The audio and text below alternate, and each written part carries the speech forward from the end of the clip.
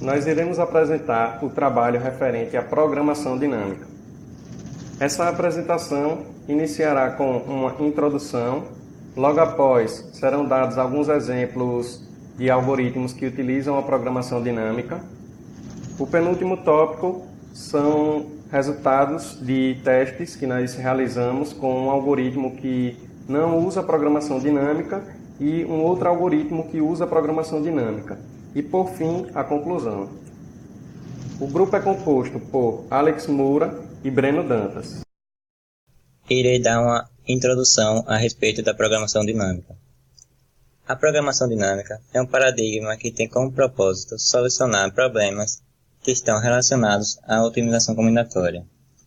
A programação dinâmica é aplicada em algoritmos que utilizam a recursividade, onde o resultado final é composto por subresultados. O grande problema é que esses subresultados sofrem recálculos com grande frequência, gastando muito tempo. A programação dinâmica resolve esse problema através de uma estratégia de memorização, onde os subresultados que são calculados são armazenados em uma estrutura de dados, descartando dessa forma o recálculo e economizando tempo. A grande vantagem da programação dinâmica é o ganho de performance, e a desvantagem é a grande utilização da memória, o que pode comprometer o sistema.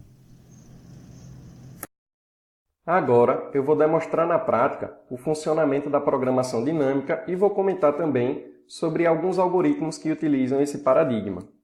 Aqui nós temos o problema de Fibonacci, que não implementa a programação dinâmica. Eu tenho aqui um algoritmo que recebe como entrada o valor no qual eu desejo calcular o Fibonacci. Tendo em vista que o Fibonacci de 0 é igual a 0 e o Fibonacci de 1 é igual a 1, realiza-se duas verificações a fim de ver se o valor de entrada corresponde a 0 ou a 1, para assim retornar de imediato. É importante ter em vista também que o Fibonacci de um número é calculado da seguinte forma.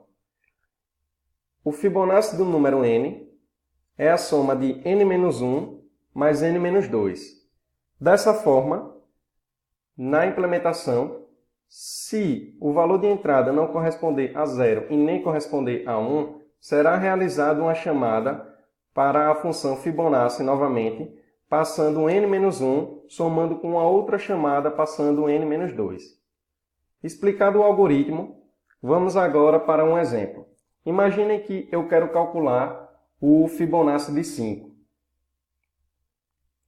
Aqui ao lado direito nós temos a árvore de recursividade, partindo do princípio que será calculado o Fibonacci de 5. Entrando com o valor 5 nessa função, seria realizada uma chamada para Fibonacci de 4. Dessa forma, seria realizada uma outra chamada para Fibonacci de 3. Dessa forma, seria realizada uma outra chamada para Fibonacci de 2, que seria realizada uma outra chamada para Fibonacci de 1. Assim, poderíamos subir na árvore, recalculando todos esses Fibonaccis. Observem o número de cálculos que é necessário para calcular o Fibonacci de 5. Ao chegar no Fibonacci de 3, voltando para o Fibonacci de 4, seria realizada uma outra chamada para o Fibonacci de 2. Após calcular o Fibonacci de 4, seria realizada uma chamada para calcular o Fibonacci de 3, como vocês podem ver ao lado direito da árvore. Dessa forma, seria realizada uma chamada para calcular o Fibonacci de 2, de 1, de 0, de 1 novamente. Percebam a quantidade de recálculo que eu tenho. Eu calculo o Fibonacci de 2 3 vezes, o Fibonacci de 3 2 vezes. Eu tenho uma enorme quantidade de recálculo. Dessa forma, como foi dito anteriormente, perde-se tempo. Ou seja, vocês podem perceber que essa implementação do algoritmo de Fibonacci é ineficiente. Aqui nós temos o algoritmo de Fibonacci, só que agora ele está utilizando o paradigma da programação dinâmica, onde aplica-se a memorização. observem a existência de uma estrutura de dados, mais especificamente um mapa, chamado memorização, onde é inicializado com o Fibonacci de 0 e o Fibonacci de 1. Essa função tem como entrada o valor no qual deseja calcular o Fibonacci. Em seguida, seria realizado uma busca para verificar se já existe um resultado para o Fibonacci do número n. Caso exista, esse resultado seria retornado de imediato. Caso não exista, seria realizada uma chamada para Fibonacci de n-1, somando Fibonacci de n-2. Logo depois, esse Fibonacci que foi calculado seria salvo na estrutura de dados chamada memorização. E em seguida, o valor seria retornado. Agora, utilizando o mesmo exemplo que foi usado anteriormente, vamos calcular o Fibonacci de 5 e verificar como esse algoritmo se comporta. Ao lado direito, nós temos a árvore de recursividade. Passando 5 na função, seria realizada uma verificação e, consequentemente, não retornaria nada, porque não existe o Fibonacci de 5 ainda. Dessa forma, seria realizada uma chamada para Fibonacci de 4, onde realizaria-se novamente a verificação, chamando o Fibonacci de 3, em seguida chamaria o Fibonacci de 2 e logo após chamaria o Fibonacci de 1. Dessa forma, subiria na árvore de recursão, chamando o Fibonacci de 0, somando, que daria 1. O Fibonacci de 2 seria igual a 1 e esse resultado seria salvo na nossa árvore de memorização. No nosso mapa de memorização, aliás. Em seguida, subiria novamente para o Fibonacci de 3, onde seria calculado o Fibonacci de 1, realizando a soma, e esse resultado seria salvo no nosso mapa de memorização. À medida que fosse subindo, o mesmo procedimento seria sendo realizado. Observem que, ao realizar o Fibonacci de n-2, que já havia sido calculado lá embaixo da árvore, vocês podem perceber que não há mais a necessidade de recalcular esse Fibonacci. Agora, o algoritmo retornará de imediato. Voltando para o lado direito da árvore, quando fosse solicitado o cálculo de Fibonacci de 3, não seria mais recalculado, pois esse Fibonacci já foi calculado anteriormente. Então, o algoritmo só realizaria apenas o retorno. Dessa forma, percebam que a árvore de recursividade já está muito menor e o tempo gasto com o cálculo do Fibonacci é muito menor. Dessa forma, o algoritmo torna-se eficiente. Embora é importante prestar atenção na questão da memória, como foi dito na introdução. Com a programação dinâmica, utiliza-se muita memória. Então, imaginem que eu tivesse que calcular o Fibonacci de um número muito maior. Então, muitos resultados seriam salvos nessa estrutura de dados, podendo lotar a memória e comprometer o funcionamento da aplicação. Aqui eu tenho alguns algoritmos que utilizam a programação dinâmica. O algoritmo de Dijkstra, conforme foi mostrado em sala de aula, visa encontrar o menor caminho dado um grafo. O algoritmo da mochila funciona da seguinte maneira. Imaginem que eu tenho uma mochila e essa mochila ela tem um peso máximo. Eu tenho também objetos que possuem um peso e um valor.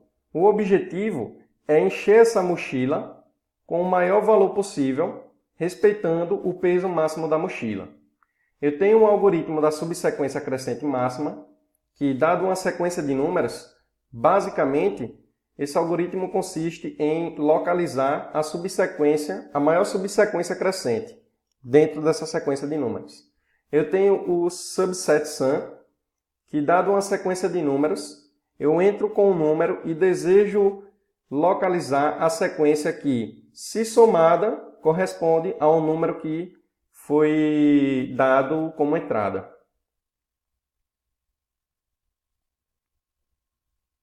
Agora serão apresentados alguns resultados provenientes de testes que nós realizamos com os dois algoritmos de Fibonacci que foram mostrados anteriormente, o algoritmo com programação dinâmica e o algoritmo sem programação dinâmica. O objetivo desses testes era verificar o tempo de execução de cada algoritmo a partir de uma determinada entrada. Aqui nós realizamos o teste no algoritmo de Fibonacci sem programação dinâmica. O tempo está em segundos e nós colocamos para calcular o Fibonacci de 30 e já demorou 0,011654. Colocando para calcular o Fibonacci de 35, já demorou 0,099985. Os resultados mais expressivos começam a aparecer a partir do Fibonacci de 40. Para calcular o Fibonacci de 40, já demorou 1 segundo e meio, 1 segundo ponto 2. Para calcular o Fibonacci de 45, já demorou 13 segundos. Para calcular o Fibonacci de 50, demorou em torno de 2 minutos e alguns segundos. Ou seja, já é bem perceptível o quão ineficiente é esse algoritmo de Fibonacci sem programação dinâmica. Com programação dinâmica, vocês podem perceber que, a depender do valor de entrada, beira quase zero o cálculo. Então, lá no Fibonacci de 50, do algoritmo sem programação dinâmica, que durava em torno de 2 minutos e alguns segundos, vocês percebem que aqui, no algoritmo que contém a programação dinâmica, é praticamente zero. Ou seja, é um resultado bastante satisfatório em termos de performance. Aqui no gráfico de linhas, é possível perceber essa diferença com mais clareza.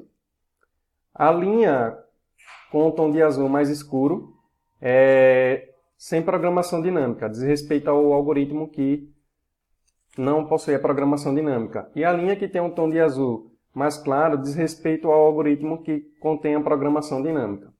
No eixo X do gráfico estão os valores de Fibonacci e no eixo Y o tempo, em segundos.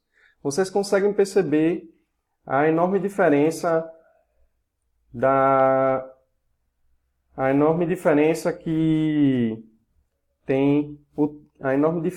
o tempo tem em relação ao algoritmo que não tem a programação dinâmica. Perceba que ele vai aumentando cada vez mais que o valor de entrada aumenta. Já o algoritmo que contém a programação dinâmica, ele basicamente vai beirando a zero. Ou seja, é muito mais eficiente. Com isso, podemos concluir que a programação dinâmica é uma solução viável para algoritmos que necessitam de performance, sempre levando em consideração a grande utilização da memória. Como foi dito anteriormente, lotar a memória pode comprometer o funcionamento do sistema.